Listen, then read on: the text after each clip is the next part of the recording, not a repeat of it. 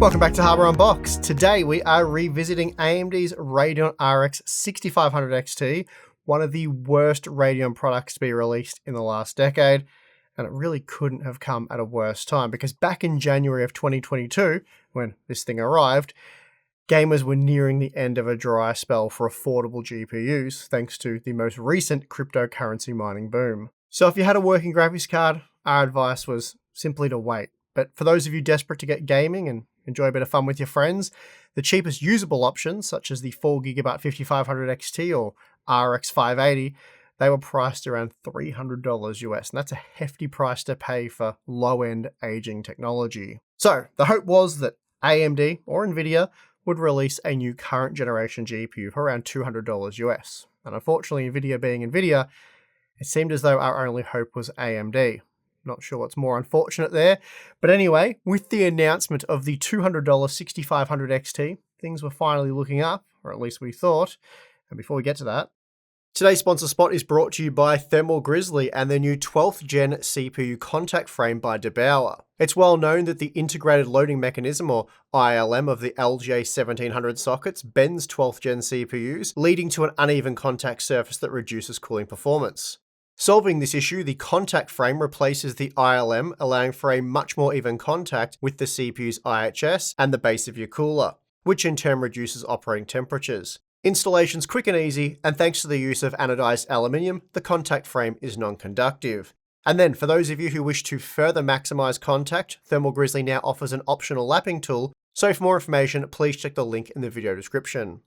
Okay, so once we got hold of the specs and learnt that the GPU core configuration had been cut by over 40% when compared to the RX 6600, with half as much Infinity cache and then a 44% reduction to memory bandwidth, we knew it was going to be pretty bad. But just how bad, well, that was a surprise. And this is because along with those core and memory downgrades, the PCI Express bandwidth was also cut in half, from ×8 to ×4, and that's bad when you have just 4GB of memory, again half that of the RX 6600. But the list of downgrades goes on. There's no hardware encoding of any type, no AV1 decoding, and just 2 display outputs. So given all of those issues, the $200 US MSRP did seem very steep to us, and worse still was the $300 US retail price that the 6500 XT maintained for the first few months of availability. My advice at the time was to ignore the 6500 XT, because at $300 US it was a horrifically poor choice. And while it might have made sense at $200 US, so the MSRP, and this is back while cryptocurrency mining was hot, it was such a poor product that overall you'd be better off buying secondhand or preferably simply waiting. At the time it seemed quite clear that cryptocurrency mining was slowing down and that the boom would eventually end. How soon though was a bit unknown at the time, but it turns out it was just a few months after the release of the 6500 XT, so anyone who paid $300 US upon release ended up getting incredibly burnt. I say this because paying an exorbitantly high price for a product is one thing, but having that product be a complete fail is another. The RTX 4090s, for example, they're $2,000 US right now, an incredibly high price to pay for a graphics card, and we don't recommend paying that much. But if you do, you're getting the absolute best gaming experience possible right now, and a product that will be highly capable for years to come. The 6500 XT, on the other hand, was a weak product at launch, and I predicted it would be nearly unusable in the not too distant future, even when using the lowest possible quality settings at a resolution such as 1080p. So now that we're a year and a half from the release, how is the 6500 XT getting on in today's games? Well, let's find out. For testing, we're using our Ryzen 7 7800X 3D test system with 32GB of DDR5 6000 CL30 memory. And yes, this is a high-end system with a high-end CPU, but please understand, it does not matter. If we tested with a Ryzen 5 5600 or a 7800X 3D, the results would be the same. These lower-end GPUs always result in heavily GPU-limited scenarios, so much so that the CPU is almost irrelevant. That said, I will be manually changing the PCIe mode to 3.0 for all of the testing, with the exception of the 6500 XT, which we tested using both 3.0 and 4.0, but all other GPUs will be limited to PCIe 3.0. And this means products such as the GTX 1650 Super and RX 6600, as they deliver basically the same results using either PCIe mode, so testing both was unnecessary and would just clutter the graphs. Finally, the display drivers used were GameReady 546.33 and Adrenal Edition 23.12.1. Okay, I reckon that's about everything. Let's jump into the data. First up, we have Remnant II, and ironically, this game includes a potato preset.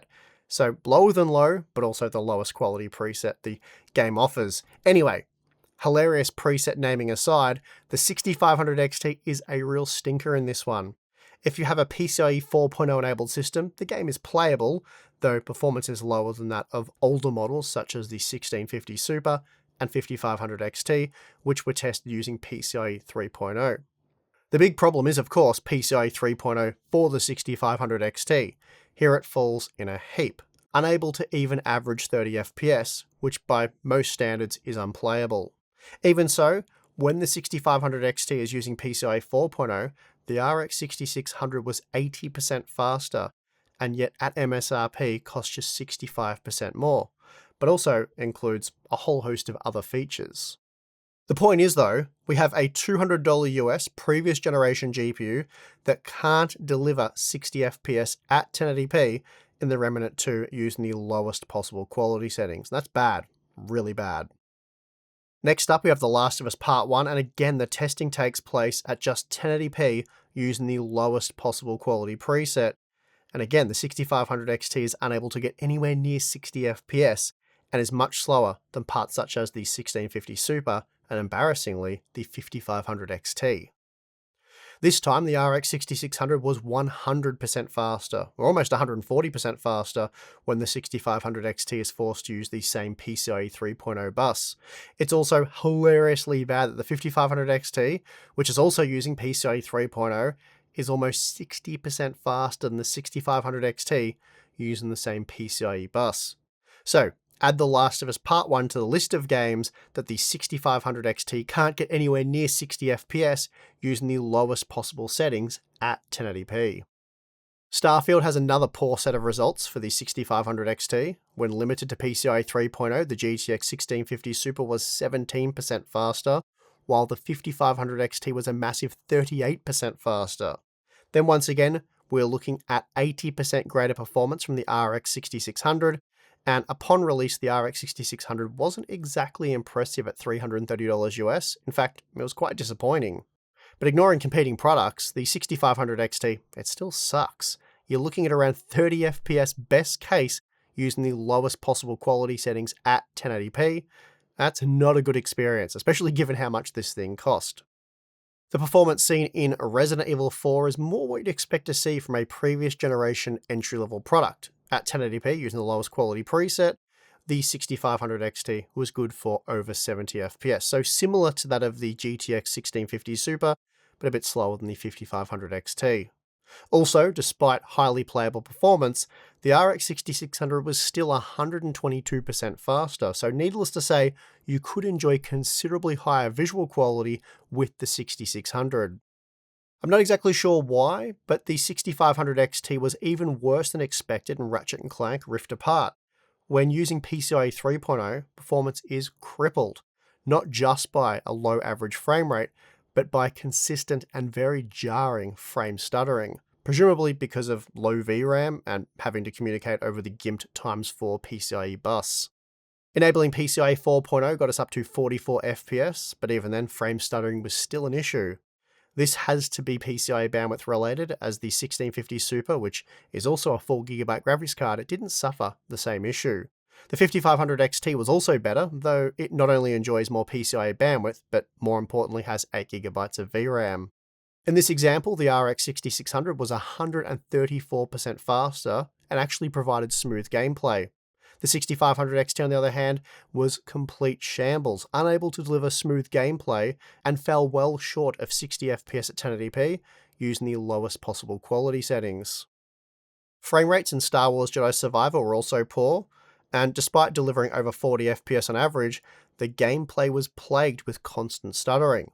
The 5500 XT and 1650 Super, on the other hand, they were flawless, especially in comparison, and they even managed to avoid traversal stuttering due to the sub 60 FPS frame rate. In any case, we have another example where the 6500 XT can't achieve 60 FPS at 1080p using the lowest quality settings. Next up, we have Forza Motorsport, and here the 6500 XT is comparable to the GTX 1650 Super with 48 FPS when using PCIe 4.0 and then 42 FPS when using PCIe 3.0. So playable performance for sure, though far from ideal and well off 60 FPS, which is bad given we're testing at 1080p, again using the lowest possible quality preset.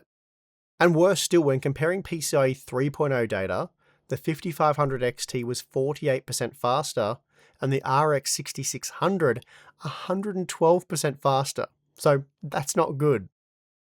The Cyberpunk 2077 Phantom Liberty results, they're also not good. Here the 6500 XT slipped behind the 1650 Super and well behind the 5500 XT. More importantly, we're well short of 60 FPS here at 1080p using the lowest quality preset. It also meant that the RX 6600 was 139% faster when comparing the PCIe 3.0 data. The Hogwarts Legacy performance is surprisingly good, over 60 FPS here, again at 1080p using the lowest quality preset. Still, this meant that the 6500 XT was only comparable to the 1650 Super and then slightly slower than the 5500 XT, though frame time performance was noticeably better with the 8GB 5500 XT. Moving on to Avatar, we can sort of give the 6500 XT a pass here, as no low-end GPUs from previous generations are able to deliver playable performance in this title. That said, it did fall short of 30 FPS, whereas the 1650 Super was good for 34 FPS and the 5500 XT 39 FPS. So comparatively, it's still really bad. Also, had you held out a little longer and picked up an RX 6600, you'd be enjoying around 170% better performance in this title.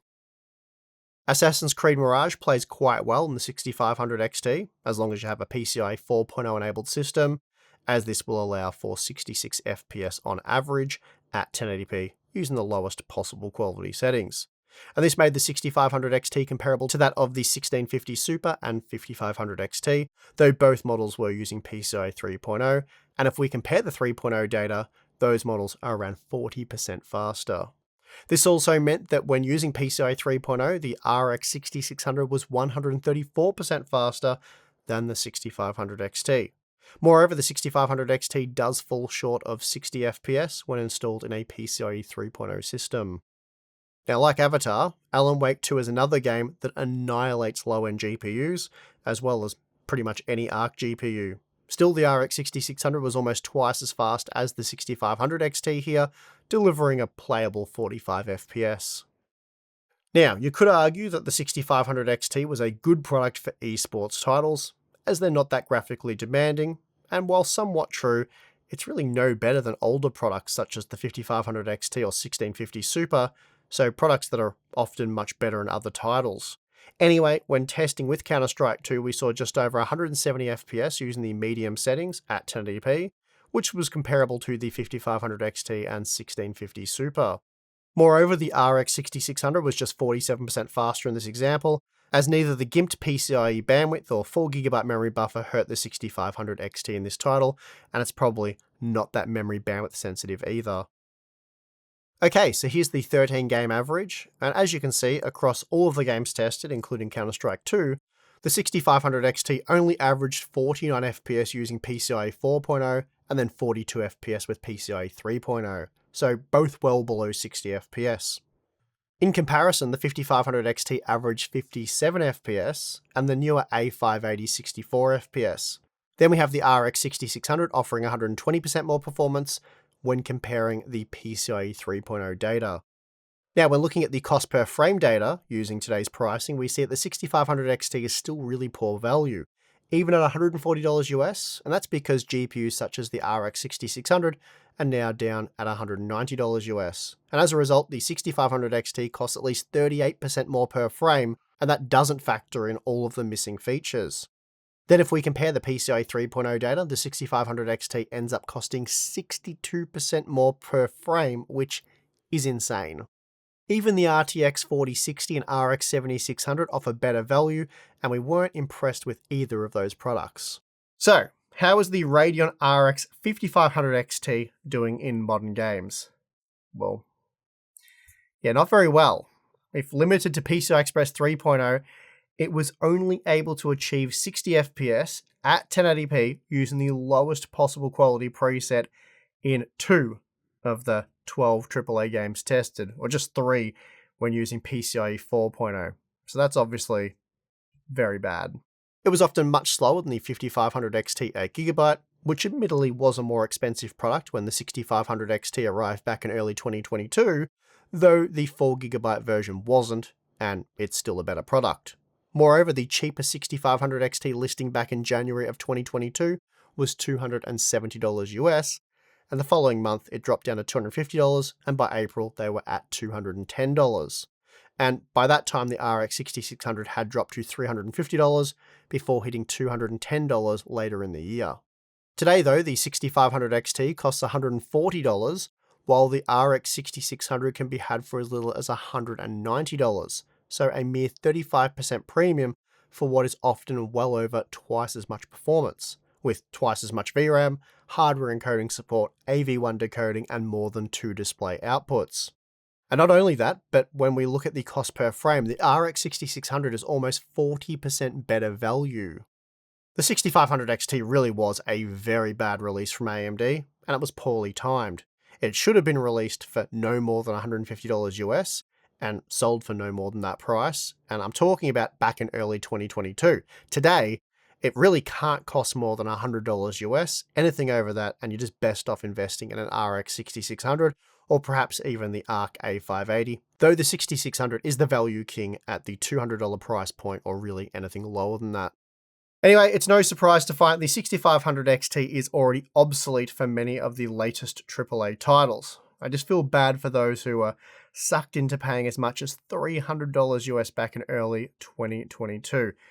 That is a rough deal.